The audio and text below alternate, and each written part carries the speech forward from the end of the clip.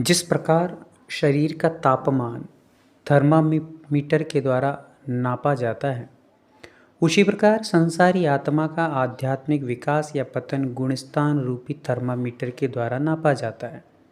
अर्थात अपने आत्मा के परिणाम को नापने के थर्मामीटर का नाम गुणस्थान है।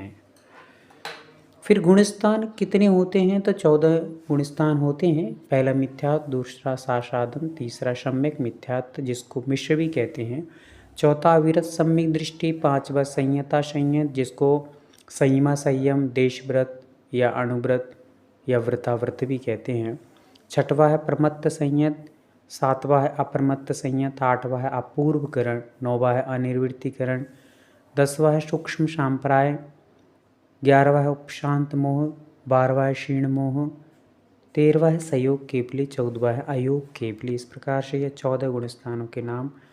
फिर गुणस्थान किसे कहते हैं? तो गुणस्थान मोह और योग के निमित्त से आत्मा के परिणामों में जो उतार चढ़ाव होता है उसे गुणस्थान कहते हैं। यदि हमारे आत्मा के परिणाम नीचे अर्थात विशुद्धि घटती है तो मोह और योग के निमित्त से विशुद्धि घटती चली जाती है। जब मोह की तीव्रता होती, योग की चंचलता अधिक होती है तो हमारे गुणस्थान नीचे की ओर आ जाते हैं, हमारी विशुद्धि घट जाती है। और जब मोह और योग मोह कम होता है, मंद होता है और योग की चंचलता कम होती है तो उस समय हमारे परिणामों में विशुद्धि बढ़ती है। विशुद्धि बढ़ते ही हमारे गुणस्थान ऊपर की ओर चढ़ते चले जाते हैं। इसलिए यहाँ पर मोह और योग के निमित्त से आत्मा के परिणामों में जो उतार चढ़ाव होता है उसे गुणस्थान कहते हैं। फिर हम लोग समझें कि मोह किसे कहते हैं? तो जो अपने स्वरूप को भुलाकर पर पदार्थों में मोहित अर्थात अपनेपन का एहसास कराता है उसे मोह कहते हैं। जैसे अपनी आत्मा को छोड़कर शरीर, पत्नी, पुत्र, पैसे आदि को अपना मानना ही मोह है। योग किसे कहते हैं? तो मन, वचन, काय की चंचलता को योग कहते हैं। इनके 3 भेद हैं, मन योग, वचन योग, काय योग। मन के द्वारा आत्म प्रदेशों में जो चंचलता होती है उसे मन योग कहते हैं। वचन के द्वारा आत्मा के प्रदेशों में जो चंचलता होती है उसे वचन योग कहते हैं। काय के द्वारा आत्मा प्रदेशों में जो चंचलता होती है उसे काय योग कहा जाता है। अब हम लोग समझते हैं पहले गुणस्थान के बारे में जिसको कहते हैं मिथ्यात्व गुणस्थान। तो मिथ्यात्व गुणस्थान किसे कहते हैं?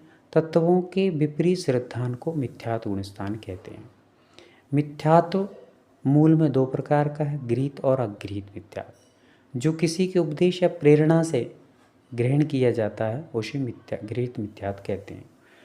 जो किसी के उपदेश आदि के बिना ही पूर्व संस्कारों से उत्पन्न हो जाता है उसे अगृहीत मिथ्यात्व कहते हैं। इस प्रकार से 2 प्रकार का मिथ्यात्व है।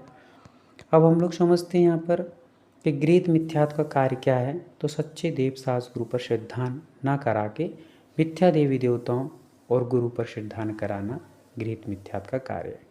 अगृहीत मिथ्यात्व का कार्य है आत्मा से भिन्न शरीर को गोरा, काला, मोटा, पतला, अपने आप को राजा या नौकर या पति, पत्नी या पुत्र, गरीब आदि मानना। ये अगृहीत मिथ्यात्व के लक्षण होते हैं। इस गुणस्थान के 2 भेद हैं, स्वयस्थान और सातिशय।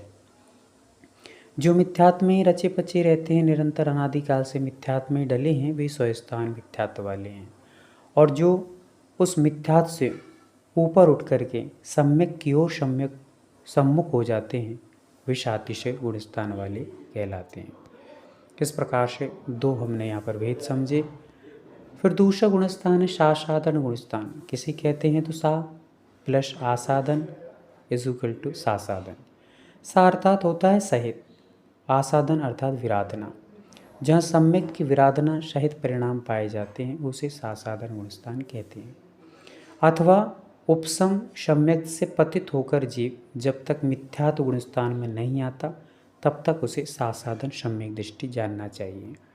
यह गुणस्थान गिरने पर बनता है। जब जीव 4थे गुणस्थान से गिरता है और मिथ्यात्व में नहीं आता है, उसके बीच की जो स्थिति बनी है अर्थात सम्यक से तो गिर गया पर अभी मिथ्यात्व में आया नहीं है, बीच की कंडीशन जो बनती है उसको हम सासाधन गुणस्थान कहते हैं। और वह कंडीशन कब बनती है? जब 4थे गुणस्थान वर्ती जीव सम्यक की विराधना कर देता है अर्थात मिथ्यात्व की ओर सम्मुख हो जाता है तो वह पुनः गिर जाता है, सम्यक्त को छोड़ देता है और मिथ्यात्व की ओर अग्रसर हो जाता है। किंतु बीच में है, अभी मिथ्यात्व में आया नहीं है, तब तक की कंडीशन को हम लोग सासाधन गुणस्थान कहते हैं। भूतपूर्व होने की अपेक्षा, क्योंकि उसके पास पहले सम्यक था, इसलिए सासाधन गुणस्थान का नाम सासाधन सम्यक्त हुआ, क्योंकि सम्यक की आसाधना की है। अब यहाँ पर हम लोग तीसरे गुणस्थान को समझते हैं कि मिश्र गुणस्थान किसे कहते हैं। तो जहाँ सम्यक्त और मिथ्यात्व रूप मिले जुले परिणाम होते हैं उसे मिश्र या सम्यक मिथ्यात्व गुणस्थान कहते हैं। उदाहरण, जैसे किसी बड़े कमरे में एक दीपक रखा है, उसके प्रकाश में कमरे में रखी पुस्तक तो दिखाई दे रही है, पर पुस्तक में क्या लिखा है ये दिखाई नहीं दे रहा है।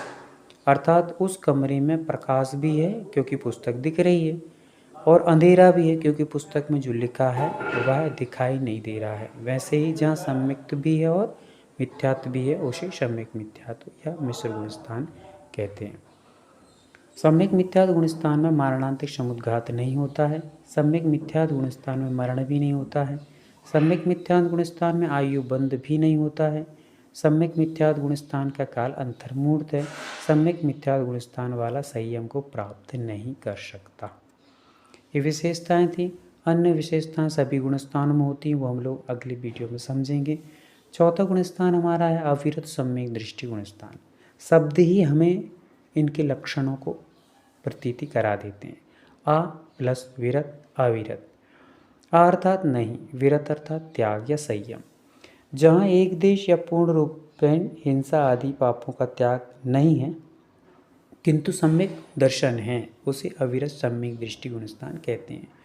जहाँ सम्यक दर्शन तो प्रकट हो गया है किंतु किसी भी प्रकार का व्रत संयम या सकल संयम न हुआ हो, उसे असंयम या अविरत सम्यक दृष्टि गुणस्थान कहते हैं। पांचवा गुणस्थान का नाम है देशवृत्त। तो देशवृत्त गुणस्थान किसे कहते हैं? जहाँ तृष्ण हिंसा का पूर्ण रूप से त्याग कर दिया जाता है किंतु स्थावर हिंसा का त्याग नहीं होता है, उसे देशवृत्त गुणस्थान कहते हैं। दूसरी प्रतिमा से लेकर क्षुल्लक केलक आरिका माता जी का ये गुणस्थान माना जाता है। यहाँ पर त्रिहिंसा अर्थात 2 इंद्री, 3 इंद्री, 4 इंद्री, 5 इंद्री की हिंसा को त्याग दिया जाता है, किंतु जो देशवृत्ति होती हैं, क्षुल्लक केलक हैं, प्रतिमाधारी हैं, वे कपड़े धुलते हैं, कपड़े संभाल के रखते हैं, भोजन आदि बनाते हैं, इसलिए स्थावर हिंसा का त्याग नहीं होता है, क्योंकि जल, पृथ्वी, जल, अग्नि, वायु और वनस्पति, इन 5 स्थावर का वो त्याग नहीं कर पाता है। इस कारण से वो असंयमी भी है और त्रिहिंसा का वह त्यागी है, इसलिए वो संयमी है। तो इसका नाम संयम गुणस्थान या व्रताव्रत गुणस्थान भी कहते हैं। हम लोग जो पांचवा जो हमने गुणस्थान समझा, ये सभी गुणस्थान जो थे, पहला, दूसरा, तीसरा, यह तो मिथ्यात्व के कोटि में चले जाते हैं, और शेष जो चौथा और पांचवा है यह गुणस्थान श्रावक के अंतर्गत चले जाते हैं। इसी कारण से अभी तक के सभी गुणस्थान श्रावकों के थे, यह सामान्य मिथ्यात्व के और श्रावक के थे, किंतु अब आगे 6वें से लेकर 14वें गुणस्थान तक मुनियों के माने जाते हैं। प्रमत्त व्रत, यहाँ से मुनियों के गुणस्थान प्राप्त हुए हैं। 6वें गुणस्थान का नाम है प्रमत्त व्रत संयम गुणस्थान किसे कहते हैं? जहाँ मुनिराजों के परिणाम प्रमाद सहित होते हैं उसे प्रमत्त व्रत गुणस्थान कहते हैं। प्रमाद किसे कहते हैं? तो कुशल कार्येषु अनादर इति प्रमाद, ऐसा आचार्य भगवान श्री पूज्यपाद स्वामी जी ने सर्वार्थ सिद्धि में लिखा। अर्थात अच्छे कार्यों का अनादर करना ही प्रमाद कहलाता है। प्रमाद 15 प्रकार के हैं। 5 इंद्रिय हैं, स्पर्श, रसना, ग्रहण, चक्षु और कर्ण। इनके प्रति जो अति आसक्ति होती है यह प्रमाद के अंतर्गत आती है। 4 विकताएँ होती हैं, राज्य कथा, चोर कथा, भोजन कथा, स्त्री कथा। ये कथाएं करना भी प्रमाद के अंतर्गत आती हैं। 4 कसाएँ, क्रोध, मान, माया, लोभ, यह भी प्रमाद के अंतर्गत आती हैं। निद्रा, जन प्रमाद और प्रणय अर्थात स्नेह, किसी से अटैचमेंट, लगाव भी प्रमाद के अंतर्गत आता है। अब हम लोग 8वें गुणस्थान को समझते हैं। इसका नाम है अप्रमत्त संयत या व्रत गुणस्थान किसे कहते हैं? तो जहाँ मुनिराजों के प्रमाद रहित परिणाम होते हैं उसे अप्रमत्तग्रत गुणस्थान कहते हैं।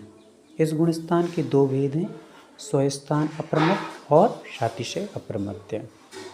स्वस्थान प्रमत्त किसे कहते हैं? तो जो मुनिराज 7वें गुणस्थान से 6वें में, फिर 6वें से 7वें में चढ़ते उतरते रहते हैं, वो स्वस्थान अप्रमत्त कहलाते हैं। यदि देखा जाए तो इस पंचम काल में स्वस्थान वाले मुनिराज ही पाए जाते हैं, जो निरंतर 6वें और 7वें गुणस्थान में रहते हैं और दिन भर में असंख्यात वार 6वें 7वें गुणस्थान को वह निरंतर उतार चढ़ाव को प्राप्त होते रहते हैं। किंतु जो 7वें से सीधे 8वें गुणस्थान की ओर अग्रसर होते हैं, वो शातिशय अप्रमत्त कहलाते हैं, जो श्रेणी की ओर सम्मुख हो जाते हैं, श्रेणी में चढ़ जाते हैं। इस गुणस्थान से ही श्रेणी प्रारंभ हो जाती है। वह श्रेणी भी दो प्रकार की है, उपशम श्रेणी और शपक श्रेणी। उपशम श्रेणी किसे कहते हैं? तो जहाँ पर अप्रत्याख्यान क्रोध मान माया लोभ, प्रत्याख्यान क्रोध मान माया लोभ, संजुलन क्रोध मान माया लोभ, इस प्रकार से यह 4 4 4 12 कषाय हो जाती हैं एवं हास्य आदि 9 कषाय। इस प्रकार से इन 21 कषायों के उपशम होने पर उपशम श्रेणी और इन 21 ही कषायों के 6 होने पर शपक श्रेणी बनती है। उपशम श्रेणी में गुणस्थान होते हैं 8, 9, 10 और 11। ये 11वें गुणस्थान से नियम से उपशम श्रेणी वाला जीव गिर जाता है, किंतु जो छपक श्रेणी है उसके गुणस्थान हैं 8, 9, 10 और 12। ये 12 गुणस्थान में जो चढ़ जाता है वह फिर निरंतर ऊपर चढ़ता चला जाता है और सिद्धों की स्थिति को प्राप्त कर लेता है। छपक श्रेणी वाला नीचे नहीं गिरता है, पर उपशम श्रेणी वाला नियम से नीचे गिरता ही है। उपशम श्रेणी वाला 11वें गुणस्थान को प्राप्त करके गिरता है, किंतु छपक श्रेणी वाला 11वें में ना जाकर 10वें से सीधे 12वें गुणस्थान में चला जाता है, क्योंकि 11वां गुणस्थान गिराने वाला गुणस्थान है। फिर 8वां गुणस्थान है अपूर्वकरण गुणस्थान। तो अपूर्वकरण गुणस्थान किसे कहते हैं? तो अ प्लस पूर्व इज इक्वल टू अपूर्व। अ अर्थात नहीं, पूर्व अर्थात पहले, करण अर्थात परिणाम। तो नहीं हुए हैं पहले कभी, ऐसे अपूर्व परिणाम जहाँ होते हैं उसे अपूर्वकरण गुणस्थान कहते हैं। जैसे किसी नई चीज़ को देख करके हमारे परिणाम एक आश्चर्यजनक होते हैं, अद्भुत होते हैं, वैसे ही इस गुणस्थान में आते ही मुनिराजों के परिणाम अपूर्व होने लगते हैं, अद्भुत अद्भुत होने लगते हैं, इसलिए इसका नाम है अपूर्वकरण गुणस्थान। फिर 9वें नंबर का जो गुणस्थान है अनिवृत्तिकरण गुणस्थान। तो अनिवृत्तिकरण गुणस्थान किसे कहते हैं? तो अ प्लस निर्वृत्ति प्लस करण। आ अर्थात नहीं, निर्वृत्ति अर्थात भेद और करण अर्थात परिणाम। तो जहाँ मुनिराजों के परिणामों में भेद नहीं पाया जाता उसे अनिवृत्तिकरण गुणस्थान कहते हैं, अथवा अनिवृत्तिकरण के अंतर्मूर्त काल में से किसी एक समय में रहने वाले अनेक जीव जिस प्रकार शरीर के आकार आदि से परस्पर में भिन्न भिन्न होते हैं, किंतु उनके परिणामों में भेद नहीं पाया जाता, उसे अनिवृत्तिकरण गुणस्थान कहते हैं। इस प्रकार से अनिवृत्तिकरण गुणस्थान की परिभाषा को हमने समझा। 10वां गुणस्थान है सूक्ष्म सांप्राय गुणस्थान। किसे कहते हैं? तो सूक्ष्म अर्थात अल्प, सांप्राय अर्थात कषाय। तो जहाँ पर अल्प संजुलन लोक कषाय शेष रहती है उसे सूक्ष्म सांप्राय गुणस्थान कहते हैं। 11वें गुणस्थान का नाम है उपशांत कषाय अथवा मोह गुणस्थान किसे कहते हैं? तो जहाँ समस्त कषाय अथवा मोह शांत हो जाते हैं उसे उपशांत कषाय गुणस्थान कहते हैं। इस गुणस्थान अगले गुणस्थान का नाम है उपक्षीण कषाय मोह। क्षीण कषाय का है या मोह का, एक ही बात है। गुणस्थान किसे कहते हैं? तो जहाँ समस्त कषाय क्षीण अर्थात नष्ट हो जाते हैं उसे क्षीण कषाय गुणस्थान कहते हैं। अगला गुणस्थान है संयोग केवली गुणस्थान। किसे कहते हैं? तो स प्लस योग संयोग। स अर्थात सहित, जहाँ योग सहित केवली पाए जाते हैं उसे संयोग केवली गुणस्थान कहते हैं। और अगला गुणस्थान है अयोग केवली गुणस्थान। किसे कहते हैं? तो आ अर्थात नहीं, जहाँ योग रहित केवली पाए जाते हैं उसे अयोग केवली गुणस्थान कहते हैं।